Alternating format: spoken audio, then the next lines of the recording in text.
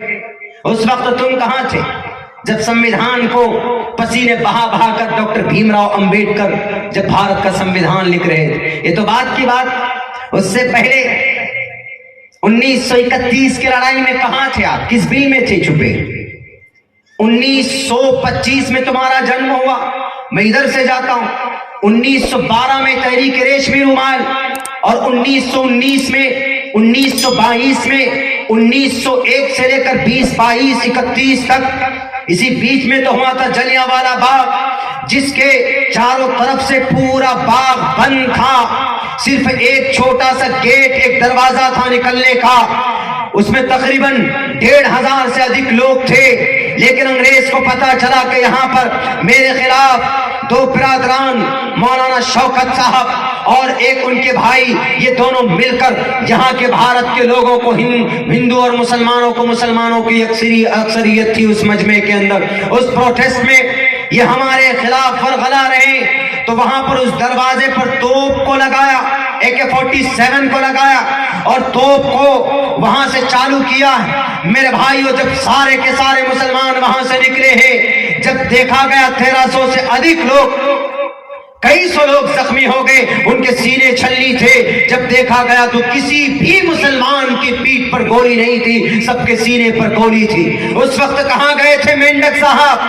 بتانا، اس وقت تمہارا تو وجود نہیں تھا، اس وقت تم تھے بھی نہیں۔ 1860 سے لے کر 65 تک تامسن کی رپورٹ پڑھو، دلی کی گلیوں کے اندر علماء کرام کی لاشیں پڑی ہوئی تھی، قرآن پڑھنے والوں کی لاشیں پڑی ہوئی تھی۔ اس وقت تم کہاں تھے؟ اس وقت تم کیوں نہیں بولتے تھے ہمارا بھارت، ہمارا بھارت؟ اس وقت تم کیوں خاموش تھے؟ تمہارا تو دادا کا بھی وجود نہیں تھا، تمہارا تو ابا کی بھی بیچ نہیں ڈلی تھی اس وقت، ان کا بھارت دنیا کے اندر آنے کے لیے اس وقت تم تھے ہی نہیں۔ 1755 سے شروعات کی گئی، یہ مرشد آباد سے 1757 کے اندر نواب سراج الدولہ میدان میں آئے، 1799 میں فتح علی خان میدان میں آئے، اور 1806 میں، 1831 میں بالا کوٹ کے میدان پہاڑی پر سید احمد شہید بریلوی شہید ہو جاتے ہیں 31 لوگوں کو اپنی پوری ٹیم کو لے کر کے۔ کہاں تھے اس وقت؟ 1857 میں شاملی پانی پت کی لڑائی، بکسر پلاسی کی لڑائی، ان میں تو تم تھے نہیں۔ تمہارے یہ بھگوا دھاری لوگ، یہ لال بجکر لوگ جو بولتے ہیں کہ ہماری سنسکرتی، جو بولتے ہیں کہ ہمارے بھارت کی سنسکرتی 800 سال تک اپنی خون کا ایک ایک قطرہ دے کر اس بھارت ورش تک ہم نے پہنچایا ہے، تمہارا وجود نہیں تھا، تمہیں کہنے کا کوئی حق نہیں ہوتا ہے کہ یہ بھارت ہمارا ہے، یہ بھارت ہمارا ہے۔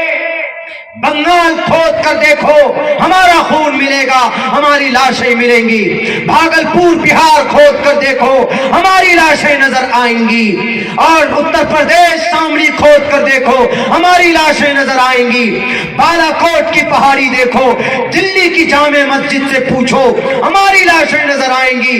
دلی کی جامع مسجد سے لے کر خیبر تک کے ایک ایک درخت کے ٹہنیوں سے پوچھو، وہاں پر علماء کرام کی لاشیں لٹکتی ہوئی نظر آئیں گی۔ ہم تھے اس وقت، تمہارا تو جنم بھی نہیں ہوا تھا لال بجکر صاحب، تھے یہ لوگ نہیں تھے۔ کب آئے؟ 1925 میں ان کا جنم ہوتا، جب اس دیش کو مسلمانوں نے اپنی قربانی، اپنے خون پسینے سے سینچ کر جب پوری آزادی کے دہانے پر پہنچا دیا، تب آئے ڈگڈگی بجانے۔ ہمارے ہیں ایک مثل بولتے ہیں، وہ بھیلو بھات میں ڈوا گھرانے کے لیے آئے۔ ہمارے یہاں بولتے ہیں، اس کا مطلب کیا ہوتا ہے کہ جب ہانڈی میں چاول لگتے، ہانڈی میں رکھنا ہے، آگ لگانا ہے، پانی ڈالنا ہے، دھونا ہے، بہت سے لوگ پانی گرم کر کے وہ کرتے ہیں، وہ ساری محنت کوئی اور کر رہا ہے۔ جب چاول ہو جاتا، بھات جب پک جاتا ہے، تب آ کر بعد میں وہ گھماتے ہیں، وہ چمچ لے کر کے۔ اب کیا بھائی، پہلے سے کہاں سو رہے تھے تم؟ اس کا وہی مطلب ہے، جب سب کچھ ہو گیا تو بعد میں آ گئے۔ وہ کہتے ہیں نا کہ بعد میں آ کر کے بس وہ چیخنے کے لیے، ہاں ہمارا ہے، ہمارا ہے۔ اور جب ضرورت پڑی تھی تو یہی تھے نا، قرآن والے تھے، ایک ہاتھ میں قرآن، ایک ہاتھ میں تلوار لے کر تھے۔ مدرسے میں جو علماء قرآن کی تعلیم دیتے تھے اپنے بچوں کو اعلان رکھتے تھے، نکلو میدان میں، انگریز کے خلاف لڑنا ہے۔ بچوں کو لے کر، چھوٹے بچے ہیں، ایک ہاتھ میں قرآن ایک ہاتھ میں تلوار، قرآن طاق میں رکھا، بچوں کو اٹھایا۔ بچوں کو اٹھا کر کیا کرنا؟ چھوٹے چھوٹے بچے، تلوار تو ہے، ڈھال نہیں، تو بچے کو اٹھا کر ڈھال کا کام لیا، تب جا کر انگریز سے لڑے۔ تمہارے پاس کوئی ترک نہیں ہے کہنے کے لیے کہ ہمارا بھارت ہے، ہمارا کلمہ پڑھنے والوں کا بھارت زیادہ ہے۔ کیوں؟ جہاد کا فتویٰ انہوں نے دیا انگریز کے خلاف۔ اور آج بھی الحمدللہ میں کہیں پر بھی بات کرتا ہوں تو سمویدھان، جتنی میں قرآن پڑھتا ہوں، احادیث پڑھتا ہوں، اتنے ویدات کو بھی پڑھتا ہوں، اتنے بھارت کے سمویدھان کو بھی پڑھتا ہوں۔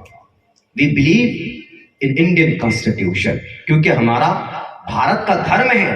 بھارت کا دھرم کیا ہے؟ پورے بھارت کا سمویدھان۔ بھارت کا دھرم ہندو مسلم نہیں ہے۔ ہندو مسلم تو یہاں کے الگ الگ برادری کے لوگ ہیں، الگ الگ مذہب کے لوگ ہیں، لیکن انہی کو دیکھ کر، سامنے رکھ کر جب قانون بن رہا تھا بھارت کا، تو اس وقت میں اب مسئلہ یہ آیا کہ مسجد رہے یا مندر رہے، سورہ فاتحہ پڑھا جائے نماز میں کہ یا گایتری منتر پڑھا جائے۔ کیوں؟ کیونکہ وہ بھی گایتری منتر ہے۔ سورہ فاتحہ، لا صلاۃ الا بفاتحۃ الکتاب، اس کے بغیر نماز نہیں ہوگی جی۔ اب ادھر ہندو بھائیوں کا برہما سوتر ہے، گایتری منتر، اوم بھرگو سواہا تتسویتروریرنیم بھرگو دیسی دیوس دھیمہی دھیو یو نہ پرچودیا۔ اب کیا کیا جائے؟ کلمہ پڑھا جائے لا الہ الا اللہ، کہ برہما سوتر پڑھا جائے، کم برہم دتیو ناستے نہنا ناستے کنچن، یا مول منتر پڑھا جائے سکھوں کا، ایک اومکارا ستنام کرتا ویرت نربو نرویر اکال مورت اجمنی سے بنگر پرسادی۔ یا پھر کرسچنوں کا وہ اپنا بائبل کے وہ لائن پڑھے جائے، there is no God, non God but one God and the last prophet محمد صلی اللہ علیہ وسلم۔ کیا پڑھا جائے؟ کنفیوز ہو گئے بہت۔ تو وہاں پر ایک ایسا آرٹیکل لایا گیا، ایک ایسی لائن دی گئی کہ ہر مذہب کو، مسلمان ہیں تو سورہ فاتحہ پڑھیں، اس کو آزادی دی گئی۔ ہندو ہے تو گایتری منتر پڑھیں، کرسچن ہے تو وہ بائبل کے لائنز پڑھیں، سکھ ہے تو گرو نانک کے مطابق وہ اپنے مول منتر پڑھیں۔ ہر کسی کو آزادی دی گئی۔ اب آ کر کہہ رہے کہ نہیں، یونیفارم سول کوڈ ہونا چاہیے۔ Uniform civil code, dress code کا مطلب سب کا اس بھارت میں ایک ہی قانون ہونا چاہیے۔ یعنی مسلمان نہ جمعے کی نماز پڑھیں گے، مسلمان نکاح میں جب نکاح پڑھاتے ہیں تو جو پڑھتے ہیں جو سسٹم ہے وہ بھی نہیں کریں گے۔ اب مسلمان جب نکاح پڑھتا ہے تو جناب اس کا الگ طریقہ ہوتا ہے، قبل تو کراتے ہیں۔ اب ہندو بھائیاں وہ پھیرے لگاتے، اوم بھرگو سواہا، اوم منگلم سواہا، اوم کرکرو سواہا، سواہا سواہا ہوتا ہے ان کا، اگنی کو ساکشی مان کر۔ اور جو کرسچن ہیں وہ الگ طریقے سے اپنے شادی کو وہ کرتے ہیں۔ لیکن جو لوگ بولتے ہیں کہ یونیفارم سول کوڈ ہونا چاہیے، یعنی سب کا ایک مذہب ہونا چاہیے، تو بھیا شادی بیاہ کس کے مذہب کے تحت ہونا چاہیے؟ آدمی مرتا ہے تو اسلام میں دفن کیا جاتا ہے، ہندو دھرم میں جلایا جاتا ہے، اور دوسرے دھرم میں دوسرا پرکریا کیا جاتا ہے۔ جب مر جائے گا آدمی تو کون سے دھرم کے مطابق عمل ہونا چاہیے؟ جھگڑا ہوگا کہ نہیں ہوگا؟ ایک دم جھگڑا ہوگا۔ وہ کہے گا کہ نہیں ہمارا گرنتھ صحیح، وہ کہے گا کہ نہیں ہمارا گرنتھ صحیح، وہ کہے گا کہ ہمارا گرنتھ صحیح۔ کس کا گرنتھ؟ ہندو بھائی سے پوچھیں گے اچھا آپ کا گرنتھ صحیح ہے تو رامائن تو دو ہے، ایک والمیکی رامائن ہے، ایک رام چرتر مانس ہے، کس کے مطابق عمل کریں؟ ایک میں تو شری رام چندر جی کو بھگوان کہا گیا، والمیکی رامائن میں، رام چرتر مانس میں مریادہ پرشوتم انسان کہا گیا۔ ایک میں بھگوان، ایک میں انسان، کس کو مانیں گے جی لوگ؟ جھگڑا ہوگا کہ نہیں ہوگا؟ اٹس ویری ڈیفیکلٹ، بہت زیادہ، بلکہ اٹس امپاسبل، یہ امپاسبل ہے، اس پر عمل نہیں کیا جا سکتا۔ اسی لیے کہا گیا ڈاکٹر بھیم راؤ امبیڈکر بے وقوف نہیں تھے۔ جب سمویدھان لکھنے کی بات آئی نا، سمویدھان لکھنے کی، تو جواہر لال نہرو کو بھیجا گیا وہاں۔ پنڈت جواہر لال نہرو کو کہاں؟ انگلینڈ جائیے، وہاں سے کسی پروفیسر کو لائیے۔ کیوں؟ سمویدھان لکھنا ہے، سمویدھان لکھنا ہے۔ تو وہاں کے یونیورسٹی میں، لندن کی یونیورسٹی کے جو ذمہ دار تھے، انہوں نے کہا کہ کیوں آئے ڈاکٹر صاحب یہاں پہ؟ पंडित जवाहरलाल नेहरू जी क्यों आए यहाँ पे? उन्होंने कहा कि हमको संविधान लिखने वाला चाहिए, विद्वान चाहिए। कहा कि विद्वान? आपके भारत में सबसे बड़ा विद्वान बैठा हुआ। कहा कौन? कहा कि डॉक्टर भीमराव अंबेडकर। पंडित जवाहरलाल नेहरू ने कहा अच्छा, क्या ऐसी बड़ी बात है कि जो इतने बड़े विद्वान है? कहा कि 12 डिग्रियां हैं उसके पास, 12 डिग्रियां।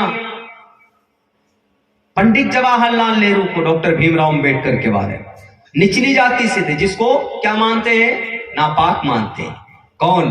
उत्तर प्रदेश के लाल बुजक्कर जैसे लोग क्या कहते हैं? वो शूद्र है। हम कई जगह ये मंत्र पढ़ चुके, शूद्रो ब्रह्मणतामिति ब्रह्मण चेति शूद्रताम क्षेत्रीय जाति वितरतम विगाद विच्यंतते चचस एक एवात्रपति परजानाम कथम पुनर्जाति कृता पर भेदा। इतना तो लाल बुजक्कर को भी याद नहीं होगा। वो जब देखकर पढ़ते हैं तो अटकते, और अल्हम्दुलिल्लाह आपका भाई जब पढ़ता है तो हम उनके पसीने भी निकाल सकते। क्या कहा गया इसमें? कि सब एक सम्मान, सब एक सम्मान। कोई पैदा नहीं होता है हम जन्नती हैं। जन्नती वही होगा जो अल्लाह की बताए हुए मनहियात से, नबी पाक अलैहिस्सलाम के बताए हुए रास्ते पर चलेगा, वही जन्नती होगा। वनहन नफ्स अनिल हवा फइन्नल जन्नत हियल मअवा। और कोई कहेगा कि नहीं जनाब मैं तो सैयद हूं, I am a Syed, definitely I will go after that, definitely I will go to the जन्नत। मैं जन्नत जाऊंगा क्योंकि मैं सैयद, मैं कुरैशी, मैं जनाब क्या बोलेंगे, बड़े खानदान से, बड़ी बिरादरी से हमारी निस्बत है। होए भारत में भी कुछ कम्युनिटी के लोग हैं जो कहते हैं कि नहीं जनाब हमारे चले जाएंगे जन्नत हम, क्योंकि हमारे फलां साहब जन्नत लेकर जाए। नहीं मेरे भाइयों, ये कॉन्सेप्ट और अकीदा वहां पर मरने के बाद अमल काम आएगा, कुछ और काम नहीं आएगा। तो बात यहां चल रही थी कि वो बहुत वो थे, लेकिन उनके पास जब आए तो उनको कहा कि सर भारत के संविधान को बनाना है, देश तो आजाद हो गया। उस वक्त भी कौन था यहाँ का जनरल गवर्नर? वो माउंट बेटन अंग्रेज का, उस वक्त में आजादी के बाद में वही अनाउंसमेंट किया था, जनरल गवर्नर वही बना हुआ था। उसके बाद उसके इंतकाल के बाद कोई और बने, उनका नाम मेरे जहन से निकला हुआ, मेरे एक बयान में 26 जनवरी के बयान के ताल्लुक से उसमें मौजूद है। तो वो भारत के संविधान को जब लिखे तो पूरे 2 साल 11 माह, तकरीबन 3 साल लगाकर बहुत गौर से, बहुत फिक्र से 10 मुल्कों का दौरा करके एक एक बात चुन चुन करके उन्होंने लिखा, उसमें दर्शाया। जब ये बात आई, धर्म की बात आई, मजहब की बात आई, तो बहुत फूंक फूंक कर कदम रखने की जरूरत थी। जब पर्दे की बात आई, इस पर भी उन्होंने एक्सप्लेन किया साफ साफ लफ्जों में, जो जिस धर्म से बिलोंग करता है उसको मुकम्मल आजादी है। हमारी मुस्लिम माएं हैं, मुस्लिम बहनें हैं, पूरे बदन को सर से पैर तक ढांक ले तो उसको भारत का संविधान अधिकार देता है, उसको रोक नहीं सकता। और यही जजमेंट केरला हाई कोर्ट का सीबीएसई बोर्ड को था, जब सीबीएसई बोर्ड ने मना कर दिया था एक बेटी को, फातिमा बशीर को, कहा कि ये बेटी, ये बच्ची